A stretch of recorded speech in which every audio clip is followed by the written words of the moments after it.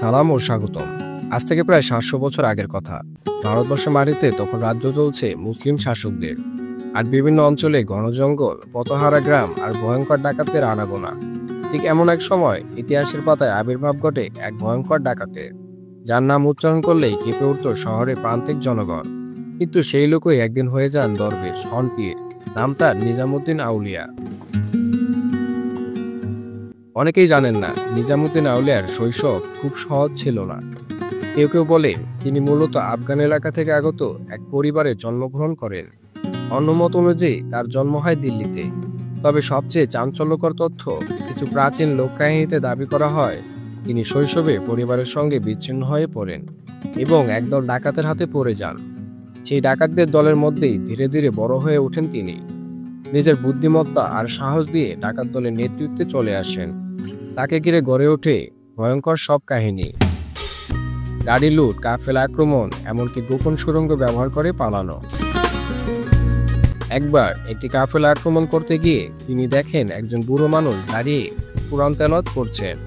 পুরো কাফেলা থেমে গেলেও সেই বুড়ো নড়েন না, ভয় পান না। ডাকাত নিজামুদ্দিন তখন বিস্ময়ে জিজ্ঞাসা করেন, তুমি কি জানো না আমি কে? বুড়ো উত্তর দেন, তুমি যেই হও, মৃত্যুর মালিক তুমি নও, আল্লাহ।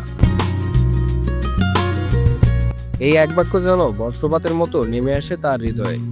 সেই রাতেই নাকি তিনি জঙ্গলে একা চলে যান, সৃষ্টিকর্তার উদ্দেশ্যে কান্না করেন আর বলেন, হে আল্লাহ, আমি তো তোর সৃষ্টি, আমাকে মাফ করো।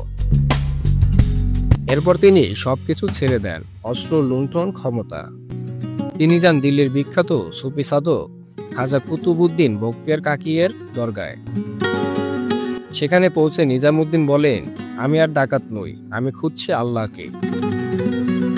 সেই থেকে শুরু হয় এক নতুন জীবন। তিনি পড়াশোনা শুরু করেন, সাধনায় মগ্ন থাকেন।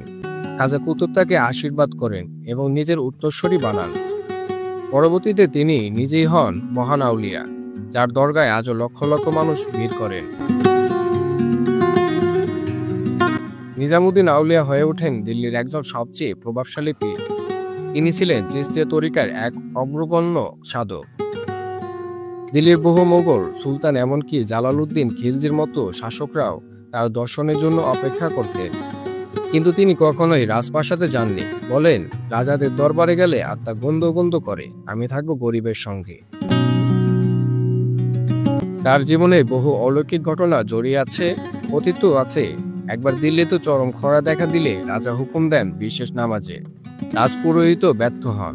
তখন গরিব মানুষরা ছুটে যান পীর নিজামুদ্দিনের কাছে। তিনি বলেন, যদি আল্লাহ চান তবে বৃষ্টি হবেই। তিনি নামাজ আদায় করার পর নাকি আকাশে মেঘ জমে এবং ভারী বৃষ্টি নামে। সেই থেকে তাকে বলা হতে থাকে মেহেরবান পীর। নিজামুদ্দিন আউলিয়া তার শিষ্যদের শিক্ষা দিতেন, প্রেমই আসল ইবাদত, মানুষকে ভালোবাসায় আল্লাহকে ভালোবাসা। তার সবচেয়ে প্রিয় শিষ্য ছিলেন বিখ্যাত কবি আমির খসরু, যিনি বলেন, আল্লাহ যদি দিল চায় তবে নিজামুদ্দিন আউলিয়ার দরগায় খুঁজে নাও। ১৩২৫ সালে নিজামুদ্দিন আউলিয়া দুনিয়া ছেড়ে যান, কিন্তু তার দরগা আজও মানুষকে পথ দেখায়।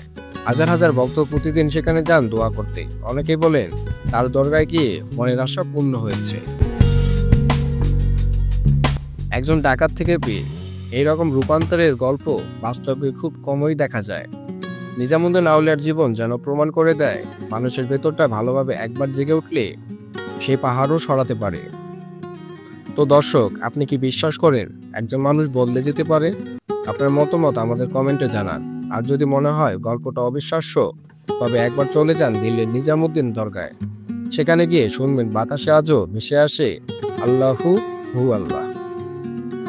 আল্লাহ হাফেজ।